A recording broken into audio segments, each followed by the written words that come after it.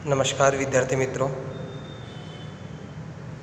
આજે આપણે વાત કરીએ ધોરણ 8 વિષય हिंदी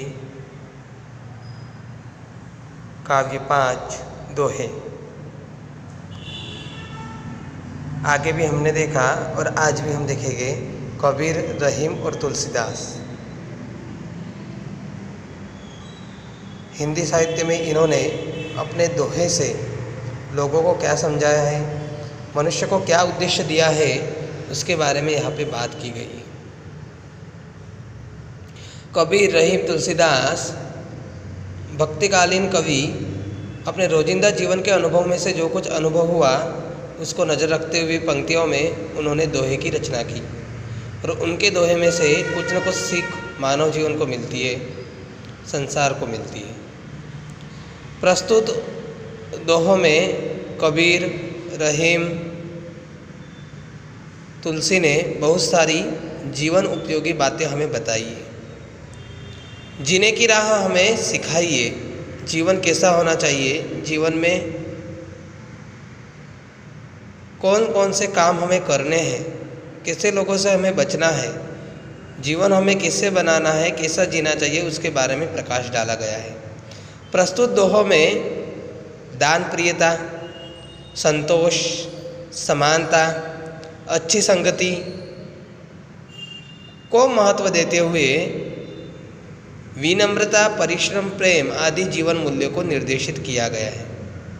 आगे बात करेंगे संत कबीर की, तो हमने जाना पहले भी देखा था और आज भी देखेंगे। संत कबीर 15वीं शताब्दी के कवि हैं। इन्होंने हिंदू और मुसलमान दोनों को उनकी गलतियों पर फटकारा है, दोनों को हिल मिलकर रहने का उपदेश दिया है। भाईचारे की भावना चाहे मुस्लिम हो चाहे हिंदू हो, पर हमारे में जाति भेद नहीं होना चाहिए। रहीम का पूरा नाम है अब्दुल रहीम खाना है। यह बड़े उदार और अनुभवी थे। हिंदी में इन्होंने कुछ न कुछ सार मिले, उसमें से बोध मिले, ऐसे दोहे लिखे और वही हमारे सामने यहाँ पर रखे गए। संत तुलसीदास की बात करेंगे तो हमें पता ही है 16वीं शताब्दी के प्रसिद्ध राम भक्त कवि हैं, जिन्होंने रामचरितमानस लिखा है। राम के अति प्रिय भक्त थे और उनके जीवन में से प्रेरणा लेकर उन्होंने रामचरितमानस का प्रसिद्ध ग्रंथ लिखा है। तो यहाँ पे सबसे पहले हम बात करेंगे कबीर जी की। कबीर जी क्या कहते हैं उसके बारे में यहाँ पे हम बात करेंगे। तो पहला जो दोहा है वह है, साई इतना दीजिए जामे कुटुंब समाए, मैं भी भूखा ना रहूं साधु न भूखा जाए। बिना विचारे जो करे सो पाछो पछताए, काम बिगाड़े आपनो जग में होत हसाए। कबीरा खड़ा बाजार में मांगे सबकी खैर, ना काहू से दोस्ती और ना काहू से बैर। यहाँ पे पहला जो दोहा है उसमें हमें बताया गया है, साई इतना दीजिए जामे कुटुंब समाए, मैं भी भूखा ना रहूं साधु न भूखा जाए।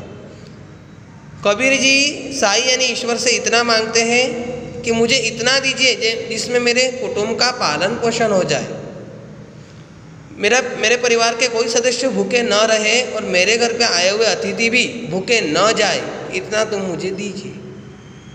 मैं भी भूखा ना रहूं साधु न भूखा जाए, मेरे घर में कोई भूखा ना रहे, मेरे घर का पालन पोषण हो जाए, मैं इतना ही ईश्वर से मांगता हूँ। और इतना तो हमें कमाना ही चाहिए जिसमें हमारे घर का पालन पोषण हो जाए, हमें किसी के सामने हाथ न फैलाना पड़े, हमारे घर पे आया हुआ अतिथि बिना खाए न लौट जाए, उतना तो हमारे घर में होना ही चाहिए।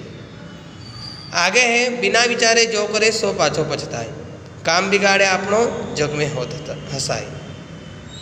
बिना विचारे जो काम करता है उसे बाद में पछताना पड़ता है, इसलिए हमें सोच विचार करके ही कुछ भी काम करना चाहिए।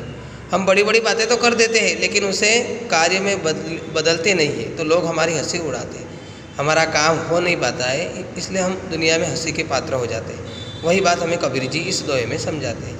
आगे, कबीरा खड़ा बाजार में मांगे सबकी खैर, ना कहू से दोस्ती और ना कहू से बैर। आगे 3 नंबर के दोहे में कबीर जी कहते हैं, यह संसार एक बाजार ही है, इस संसार में आए तो हमें सबका कुशल मंगल होना ही चाहिए, ऐसी भावना हमारे अंदर होनी चाहिए कि सब मानवता का कुशल मंगल हो। ना ज़्यादा किसी से दोस्ती रखनी है और ना कहो से बैर। किसी से दोस्ती भी अच्छी नहीं है और किसी से दुश्मनी भी अच्छी नहीं है। वही बात हमें यहाँ पे कबीर जी इस दोहे के माध्यम से समझाते हैं। हमें हमेशा सबका भला हो ऐसी भावना हमारे अंदर रखनी है। तो तीनों दोहे में कबीर जी हमें उनके जीवन के अनुभव में से यही बताना चाहते हैं। पहले दोहे में ईश्वर से उतना ही मांगना है जिसमें हमारा पालन पोषण हो जाए, मेरे घर पे आया हुआ अतिथि कभी भूखा ना जाए। दूसरे में बिना विचार सोचे जो काम करता है उसे बाद में पछताना पड़ता है, जग में उसकी हंसी होती है। तीसरे में हमें सबका कुशल मंगल चाहना है, हमारे अंदर शत्रु या दुश्मनी की भावना नहीं होनी चाहिए। मित्रता की भावना हमारे अंदर होनी चाहिए, पर एक सीमा तक। मित्रता और शत्रु दोनों ही हमारे लिए एक समान ही है, पर आपको कैसा करना है वह आपके ऊपर है। वही बात हमें इस दोहे में समझाई गई है। आगे के दोहे बाद में।